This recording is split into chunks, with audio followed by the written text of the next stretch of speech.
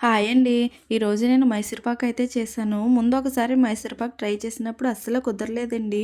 మైసూర్ పాక్ చాలా సింపుల్‌గా 3 ఇంగ్రీడియెంట్స్‌తో అయిపోతుంది. ఇంతకుముందు చేసినప్పుడు నేను చేసిన తప్పేంటంటే చక్కెర పాకం చూడకుండా శనగపిండి అయితే వేసేసాను. ఈసారి అలాంటి తప్పేమీ లేకుండా చాలా పర్ఫెక్ట్‌గా చేశాను. చాలా బాగా వచ్చింది. ముందుగా పాన్‌లో చక్కెర వేసుకొని, నీళ్లు పోసుకొని చక్కెర కరిగేంత వరకు మరిగించుకున్నాను. తర్వాత మరొక స్టవ్ మీద గిన్నె పెట్టుకొని నెయ్యి వేసుకొని వేడి చేసుకున్నాను. తర్వాత కాసేపటికి చక్కెర కరిగి ఇలా తీగపాకం అయితే వచ్చింది. స్టవ్‌ని సిమ్‌లో పెట్టుకొని శనగపిండిని చక్కెర పాకంలో వేసుకొని ఉండలు లేకుండా కలుపుకున్నాను.